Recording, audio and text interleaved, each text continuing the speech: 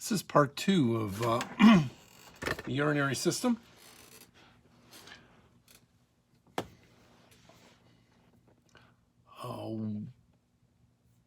In part 1, we finished up by talking about how the nephron work to produce urine, and we said that certain hormones, including aldosterone and cardiac natriuretic peptides, affect the concentration of the urine, especially the concentration of sodium in the urine by the ability to either reabsorb more or not reabsorb sodium. And we also learned that water tends to follow the sodium. So if sodium is reabsorbed, water usually follows, the exception being in the distal tubule, where it can only follow if the distal tubule is permeable to water, which is made possible by the presence of a hormone called antidiuretic hormone from the posterior pituitary gland. The reason this occurs as the collecting duct passes through the renal medulla is because of the fact that the loop of Henle creates an osmotic gradient so that there is increasing salt concentration outside the distal tubule, leading deeper into the medulla of the kidney towards the renal papilla, opening up into the minor calyx. And if antidiuretic hormone is present, water, which wants to leave the distal tubule, can leave actively. If antidiuretic hormone is not present, water cannot leave, and you excrete a very dilute, high volume of urine. The juxtamedullary nephrons, those nephrons associated near the border between the cortex and the medulla that send their loops of Henle deep down into the medulla, are those that are largely responsible for creating this osmotic gradient. This chart shows what actually happens with or without the presence of antidiuretic hormone. On this side here, this is a situation where you have somewhat overhydration. Think of it as drinking a liter of water. You drink a liter of water and you have excess water in your system. You have excess fluid volume. So in this situation, the osmoreceptors in the brain are going to recognize that. They're going to say, we got to get rid of some of this extra water. And so what they are going to do is they're going to not release antidiuretic hormone. Without antidiuretic hormone, while the fluid passes down the collecting duct towards the renal medulla and into the renal medulla, the water wants to leave the tubule. It cannot, because antidiuretic hormone is not present. The net result of that is excretion of a very dilute urine, high in volume. The other possibility would be, let's say, a period of you don't have anything to drink for 8 to 10 hours, such as happens overnight when you go to sleep. You become mildly dehydrated because of the fact you haven't been taking in excess water. And so what happens is the osmoreceptors of your brain are going to say, hey, we need to conserve as much water as possible. And to do that, they are going to produce antidiuretic hormone from the posterior pituitary gland, and it will actually bind to receptors on the collecting duct, implanting what are called aquaphors, AQUAPHORS, which are basically proteins in the membrane that allow water to pass through, so that as the solution passes down the collecting duct through the renal medulla, the water which wants to get out can leave, and you then excrete a very concentrated urine. And that water that is reabsorbed is picked up in the capillaries of the vasa recta, those peritubular capillaries in the medulla of the kidney, and returned to the circulatory system. This would be an example of first morning urines when you haven't had anything to drink all night long and your urine is much more concentrated, smaller in volume. So that is how antidiuretic hormone works, to regulate the concentration of the urine as it passes down the collecting duct, depending on the osmoreceptor's recognition of whether we need to preserve water, such as we're doing here with the production of antidiuretic hormone, or get rid of excess water, which is what we've done here with the absence of antidiuretic hormone. This basically says what I just talked about. If your fluids are too concentrated, if you are dehydrated, then the increased osmotic pressure, the osmoreceptors in the hypothalamus of the brain recognize that.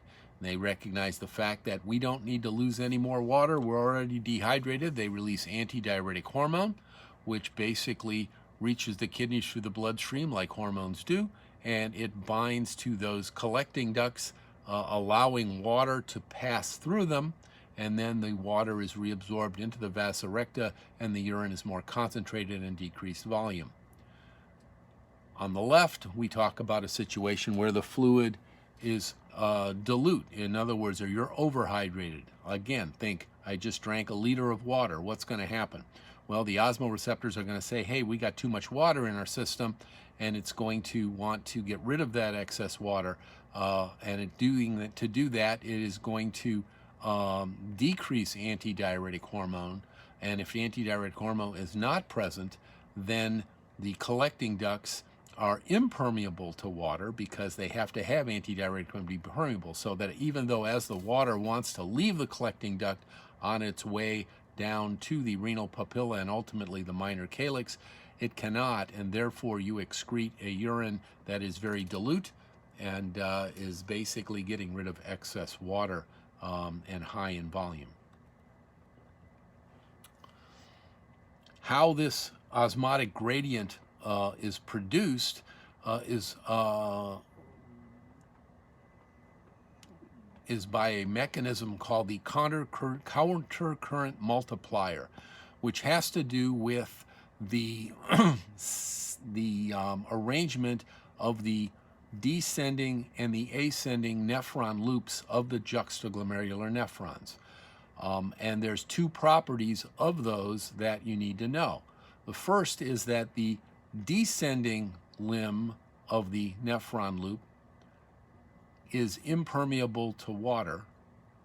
Excuse me, the ascending loop is impermeable to water. The descending loop is permeable to water. So as the fluid goes down the descending loop into the loop of into the renal medulla, the descending loop is permeable to water, but then as it goes up the ascending loop, it is impermeable to water, but in the ascending loop, sodium and chloride ions are pumped out of that loop into the area around it. What does that mean? Well, that means that as sodium and chloride follows, being pumped out of the tubule in the ascending limb of the nephron loop, because the ascending and descending limbs are close to one another, the descending limb senses the increased sodium in the environment around there, and water is pulled out of the descending limb to equalize the osmotic pressure. What does that do? Well, that means that the solute in the tubule becomes more concentrated. This continues as the descending limb continues down towards the renal medulla. Here's an example showing what actually happens. Here's the descending limb of the nephron loop, which is permeable to water but does not pump anything. Here's the ascending loop, which is impermeable to water. Water cannot leave, but it actively pumps sodium, and chloride follows it because the negatives follow the positives. So what you end up with in this environment is you end up with increased salt in this environment, and that pulls water out of this side, the descending limb, so that what's in here gets more concentrated. This continues down to the tip of the loop of Henle, so that as you get deeper towards the medulla, into the medulla of the kidney, towards the renal papilla, you actually get an environment both inside the tubule and in the area around the tubules that has a very, very high osmotic concentration. And then as you go closer to the cortex this way, the concentration decreases. So as this says here, you have increasing sodium chloride concentration deeper into the medulla. That causes an increased osmotic concentration in the tubule, which is trying to equalize that concentration by pumping water out. Over here, what we see is, here's at the beginning, you have the salt being pumped out here. Water would like to follow, but it's not. The ascending limb is impermeable to water, but water is pulled out of this side to equalize the osmotic pressure here. That makes the area in the tubule more concentrated. As it moves down further, more sodium and chloride are pumped out, more water leaves, making the tubule more osmotically have a high osmotic pressure.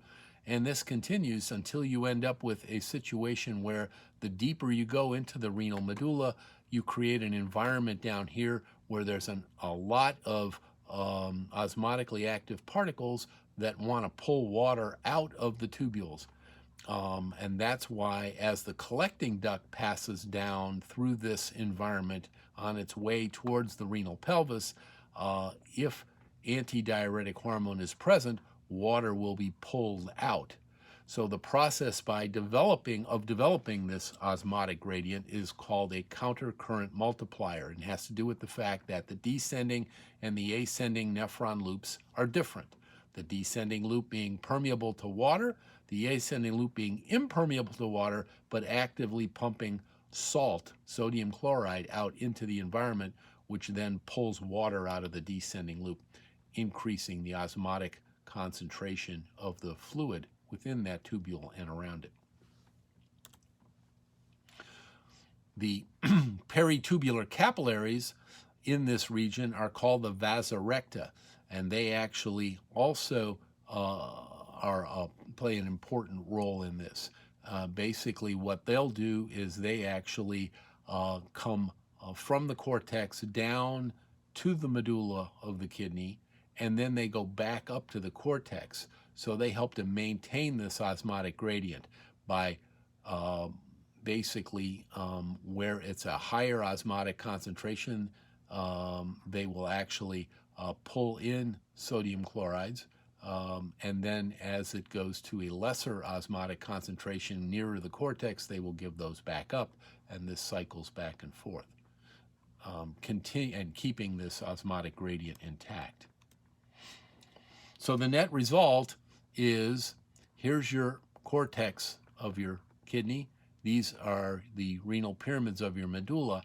And because of those loops of Henle dipping down in there, you create an osmotic gradient so that as you go deeper in towards the opening into the minor calyx, the osmotic pressure both within the tubules and outside the tubules is much, much greater than it is up near the cortex, which means that as the collecting ducts pass down this area, and here's one here, it is exposed to this environment where water wants to leave, and it can leave if antidiuretic hormone is present. That's the way in which the concentration gradient developed by the loop of Henle allows for concentration of the urine if you need to preserve water, such as in a time when you're fasting, or getting rid of excess water with the lack of antidiuretic hormone if you have too much fluid on board, like you just drank a liter of water. Another diagram showing the same thing.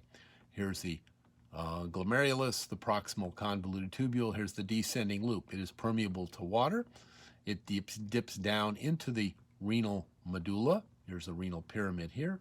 And then there's the ascending loop, which is impermeable to water but actively pumps sodium and chloride out, which causes water to be pulled out of the tubule and thus causes a concentration gradient, so that the deeper you go towards the tip of this renal pyramid, the higher the osmotic concentration in this environment, which means the more water wants to leave. So then the distal tubule empties into the collecting duct, which then passes down through this environment And again, if it's a situation where you are overhydrated, you drank a liter of water and your body wants to get rid of excess water, your osmoreceptors in your brain are going to say, okay, we got to get rid of excess water. So what we're going to do is we're going to withhold antidiuretic hormone. If antidiuretic hormone is not present, then while the water wants to leave this tubule, it cannot. So it basically passes all the way through the medulla, and you end up producing a high volume, very dilute urine.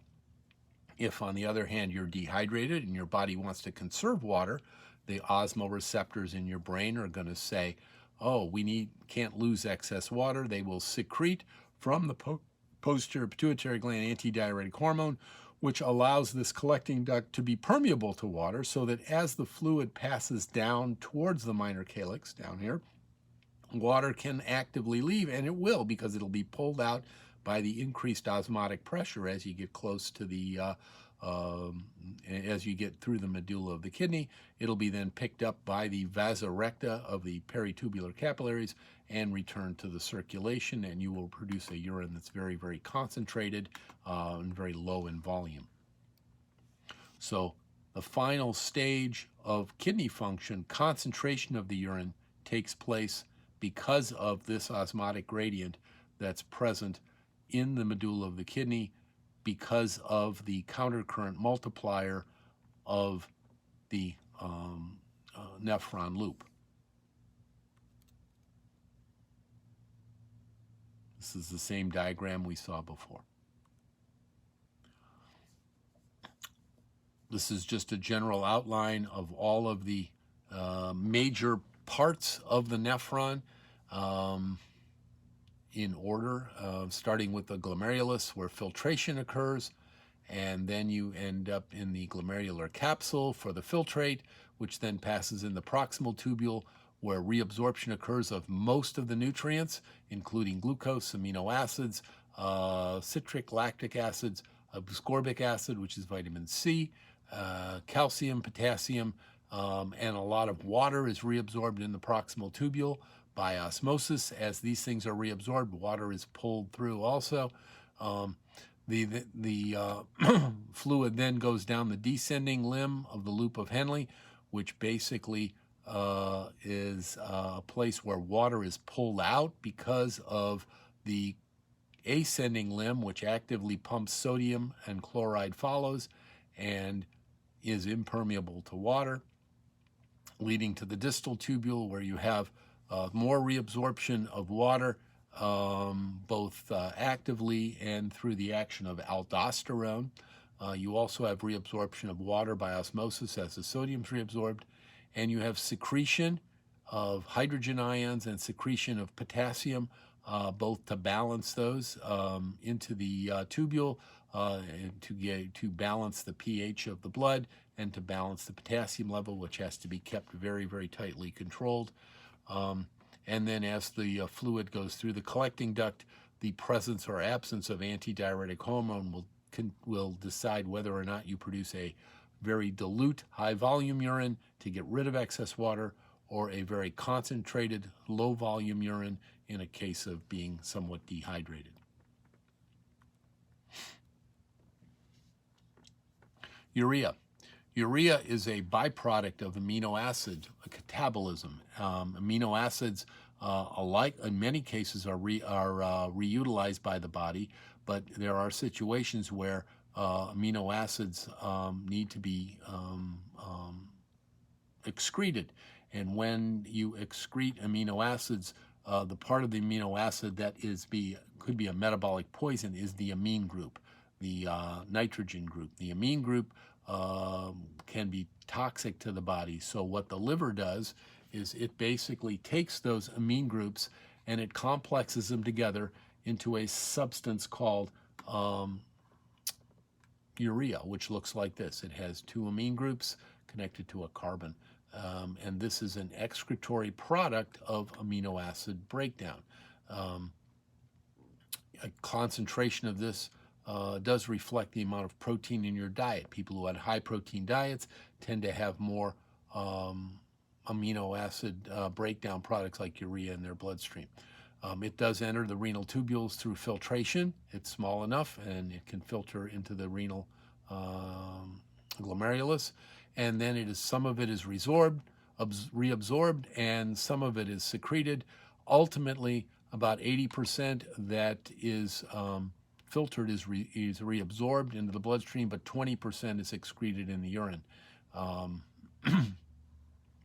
Uric acid is another waste product. If this is a waste product of proteins, of amino acids, this is a waste product of certain nucleic acids, the so-called purine nucleic acids. And basically, there are times when you need to get rid of these. These also can be poisonous. If they build up, they can cause other problems. Uric acid looks like this, and it is a complex molecule that needs to be eliminated from the body, and the kidney does that. It can also be filtered into the glomerular capsule or the renal capsule. It can also be, it is completely reabsorbed for the most part. So it's filtered, but then it's completely reabsorbed. But then about 10% of it is secreted, and that 10% is then excreted in the urine. If uric acid levels are too high, this uric acid, which is normally a liquid dissolved in the plasma, can actually crystal out into crystals that are deposited in the joints of the body, leading to the condition of gout. This is a diagram showing how urea is excreted. Basically, these are urea molecules which are entering the glomerulus, and we said urea can be freely filtered out, so the concentration of urea in the filtrate in the glomerular capsule is the same concentration as that in the efferent arteriole, and as this passes along, some of it is reabsorbed, so you end up with about 50% of what is filtered being excreted in the urine, and the rest of it being retained in the bloodstream. So the composition of urine is basically the water and the solutes, the excess uric acid, the excess urea that the body has to eliminate to maintain a stable environment. If your potassium level is too high, you will urinate out excess potassium. If your pH of your blood is too low or your hydrogen ion concentration is too high, your urine will reflect a high hydrogen ion concentration to balance that out. About 95% of it is water.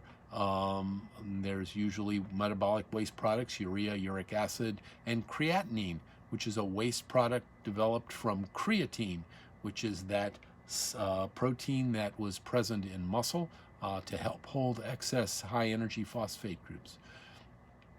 There are also some trace amino acids, some electrolytes, but not to an extreme extent. Usually the urine volume, as we said before, is about 0.6 to 2.5 liters a day, or about 50 to 60 milliliters an hour is the normal urine output, which can vary. If you are dehydrated, that urine output will be decreased. If you are overhydrated, you drink 2 liters of water, that obviously urine output will be higher depending on the amount of antidiuretic hormone that is produced. Which brings us to renal clearance. Renal clearance is basically the rate at which something is removed from the plasma by the kidney.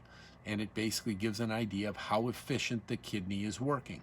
And as kidneys are damaged, they progress to renal problems.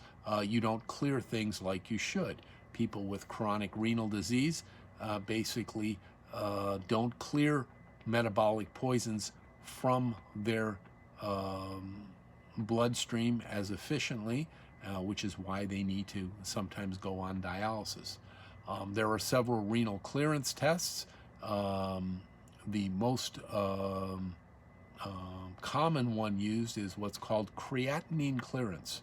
Creatinine, which is that breakdown product of creatine, is a substance that basically is filtered into the glomerular capsule, but then it is not reabsorbed, nor is it secreted in any significant amount. So if you can measure how fast creatinine is cleared from the bloodstream, you can actually get an idea of what that individual's glomerular filtration rate is.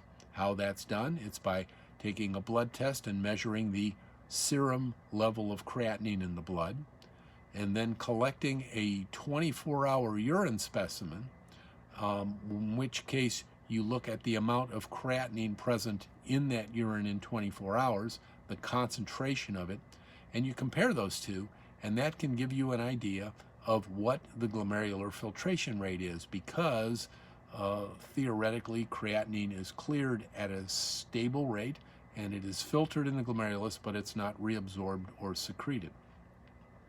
Inulin, which is a polysaccharide of plant roots, can also be used to measure glomerular filtration rate, but it's a little more complicated. For that, you have to basically put someone on an IV and run the IV constantly with inulin in it at a constant concentration, and then measure the blood inulin levels and the urine inulin levels over time to get an inulin clearance. Both of those basically are ways in which we look at kidney function, and kidney function is in many ways dependent on the glomerular filtration rate. As kidney function trails off, the glomerular filtration rate drops, and the creatinine clearance test will become abnormal and show that.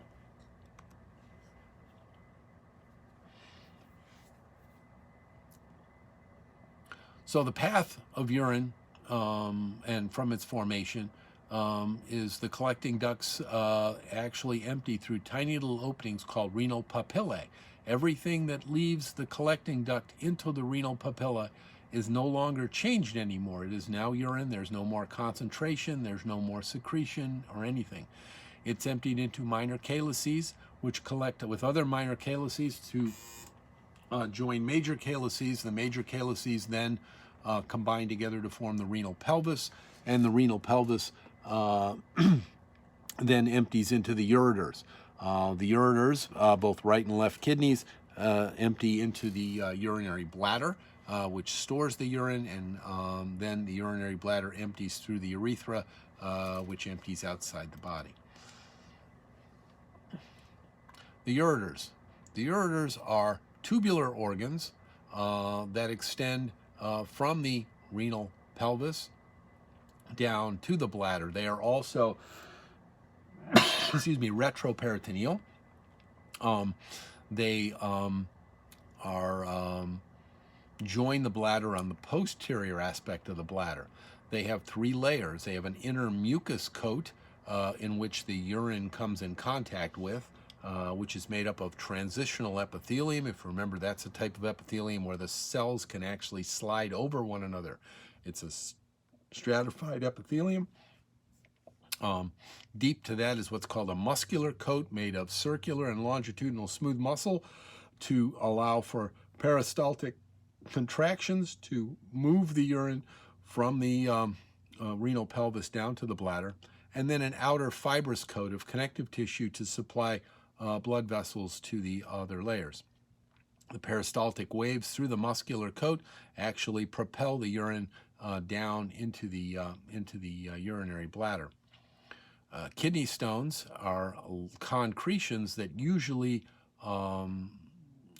form in the renal pelvis, and at times when they leave the renal pelvis and enter the ureters, they can get stuck in the ureter, causing the pain and discomfort, nausea and vomiting and whatnot associated with kidney stone or renal calculus disease. This is a cross-section of the ureter showing the inner mucus coat of transitional epithelium shown here, and then the muscular coat around it of smooth muscle, and then the fibrous coat of connective tissue on the outside, and then there's the fat of the retroperitoneum outside of that.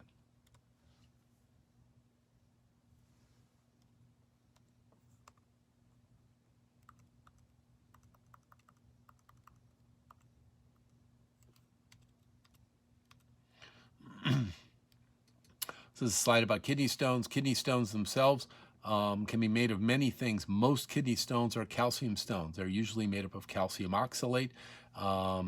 They usually will show up on an x-ray. Calcium usually shows up on an x-ray. They usually form in the renal pelvis, and basically they pass down the ureter, but there's a narrowing, especially distal in the ureter just before it enters the bladder, that they can get stuck in, that can cause increased pain and all the symptoms associated with kidney stone disease. About 60% of them will actually be able to pass on their own over time.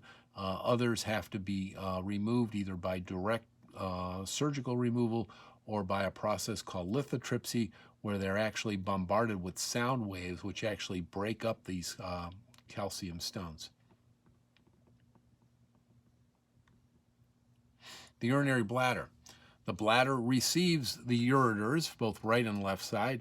It is a muscular organ. It is in the pelvis. It is posterior to the pubic symphysis, and it is inferior to the parietal peritoneum, so it is in the pelvis. It is not in the abdominal cavity. Its job is to store urine and then express that urine by contraction out the urethra when urination or micturition occurs.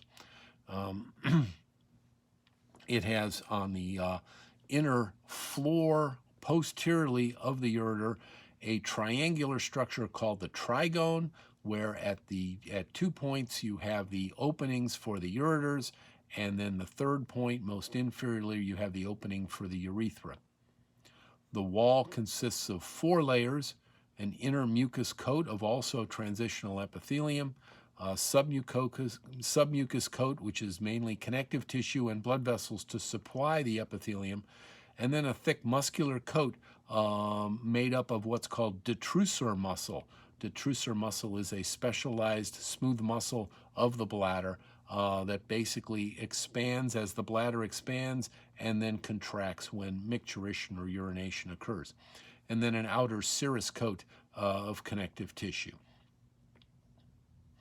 The smooth muscle fibers that make up the bulk of the urinary bladder wall or detrusor muscle are thickened in the area just where the urethra leaves the bladder and into a structure called the internal urethral sphincter, which is a smooth muscle structure that is associated with the micturition or urination reflex.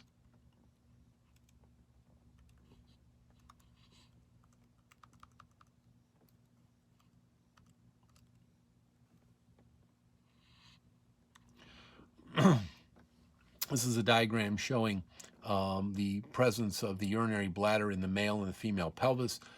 In the female pelvis, here's the urinary bladder. It sits here, just posterior to the pubic bone.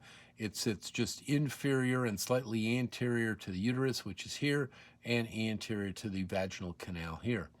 In the male, the urinary bladder again sits behind the pubic bone, and it sits basically anterior to the rectum, which sits back here.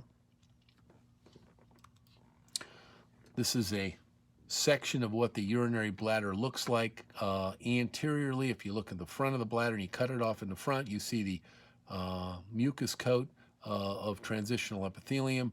The submucous coat is this white layer underneath of connective tissue, and then this is the smooth muscle, detrusor muscle, that is in large part responsible for the contractions when urination occurs. And then you have the serous coat on the outside of connective tissue. The ureters both enter the bladder posteriorly, and this enlarged area on the posterior-inferior aspect of the bladder is called the trigone, because it looks like a triangle. At these 2 points of the triangle, you have the entrance for the right and the left ureters enter the bladder here. So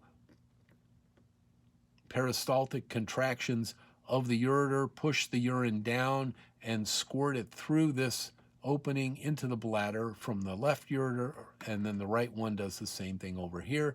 These actually act as valves, so once the urine is in here, it can't get back up into the ureter.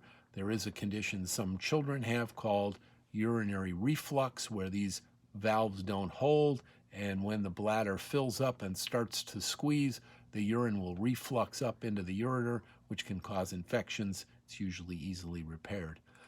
The inferior aspect of this trigone consists of the opening or the neck that leads into the urethra, and the detrusor muscle, which is right next to this opening into the urethra, is specialized and enlarged to form a structure called the internal urethral sphincter, which is basically associated with holding urine in the bladder until it's time for urination occurs. Very similar to the internal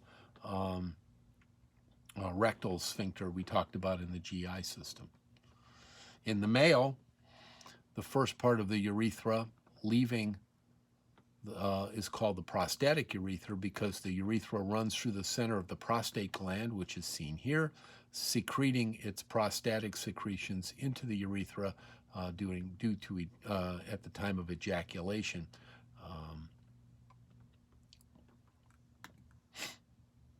Posteriorly, here's the ureters coming down here. In the male, these are secretions from the seminal vesicle, and here's the ductus deferens that also dump into the urethra, the ureter right near the bladder, into the urethra at a place called the ejaculatory duct. This is a slide of the bladder. We looked at this last semester when we looked at the transitional epithelium, and here you see the mucus coat of transitional epithelial cells. Again, these cells are many layers thick when the bladder is empty, but when the bladder is filled, they slide over one another, and the mucus coat is much thinner in cell length. Underneath that is the submucous area, which provides connective tissue, blood vessels, to supply nutrients to these cells of the mucus coat. And then deep to that is the muscular coat of the detrusor muscle, and then deep to that, not shown on this slide, is the outer serous coat on the outside. The urethra. The urethra is the organ that conveys the urine from the urinary bladder to the outside. It's lined with mucous membrane. Its epithelium changes from transitional in the bladder to simple squamous, stratified squamous non-keratinized epithelium. It has mucus glands called urethral glands that lubricate the urethra. In the female, it's about 4 centimeters long. In the male, about 19.5 centimeters long. This is a slide showing a cross-section of the urethra. This is the lumen of the urethra through which the urine flows. These are urethral glands that secrete mucus over here to lubricate this area. There is a muscular layer around it, although it's not nearly as well developed as in the bladder. And this is an example of the difference between male and female urethra, which we will see on this slide, showing that in the male, here's the trigone of the inner urinary bladder. Here's the neck and the opening into the urethra. The first part of the urethra in the male is what's called the prostatic urethra because it passes through the prostate gland. Remember that the detrusor muscle right at the outtake of the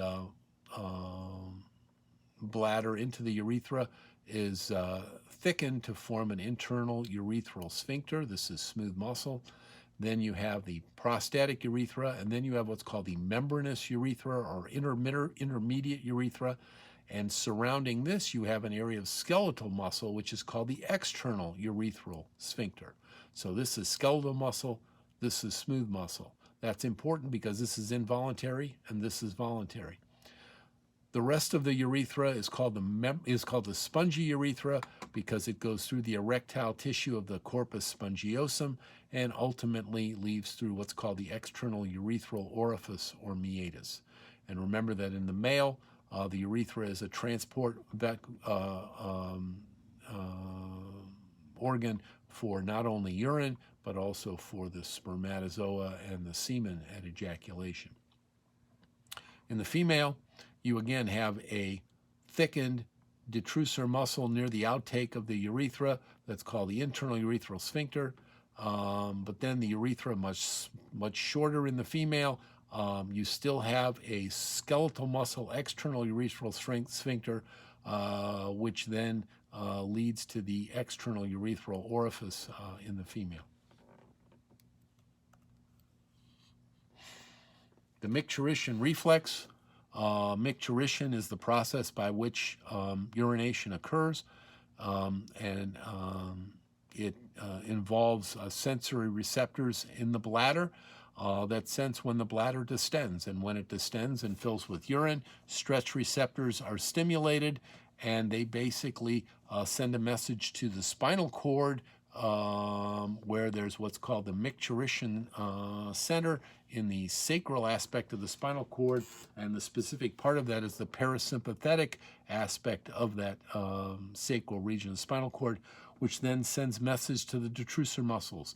Those detrusor muscles in the bladder start to contract. When they do that, they start to push open and the internal urethral sphincter, and the urge to urinate is produced.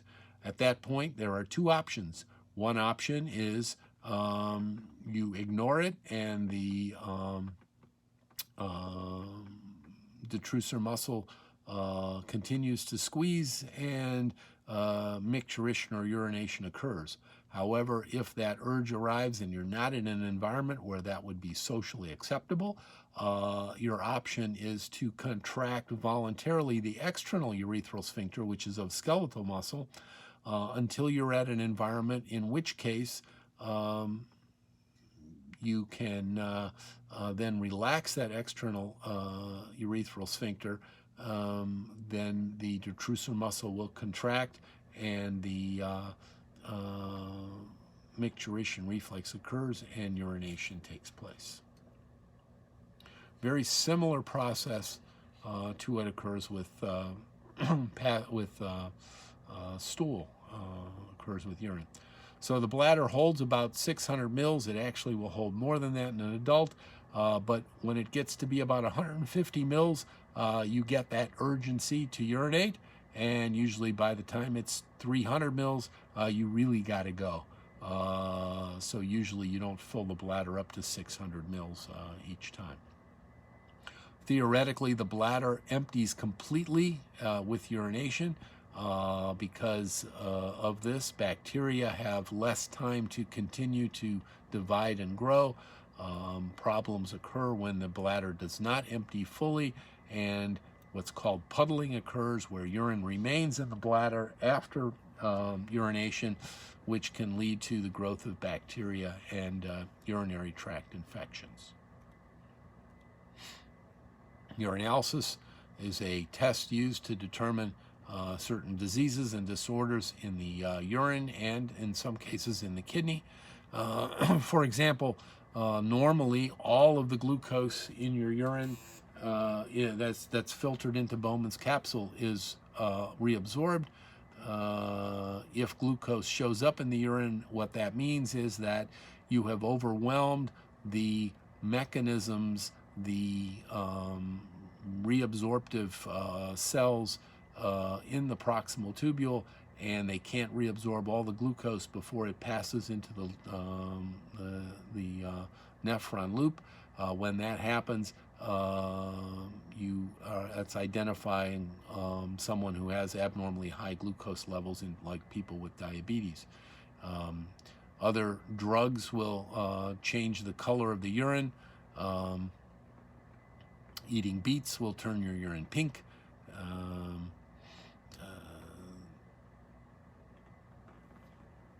Asparagus can cause an odor with your urine.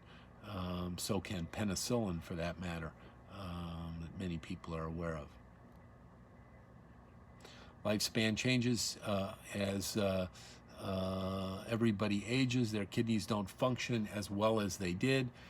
By the age of 80, the kidneys have lost about a third of their mass, which means that the kidneys shrink. They are still efficient enough to clean the urine, but they are less likely to be able to tolerate certain insults like severe excess amount of fluid, or severe cases of low blood pressure, so low perfusion of the glomeruli. You can get some protein that can show up in the urine, which normally wouldn't, because normally proteins can't be filtered out into the nephron capsule. Reabsorption of the nutrients becomes less efficient. You're losing more of that in the urine than you would have when you were younger. The kidneys also are, the bladder is able to hold less urine, and loss in bladder control can lead to a condition called incontinence, where you do not have the ability to control your bladder. That's all I have for the second part of the urinary system. If you have any questions, certainly email me and let me know.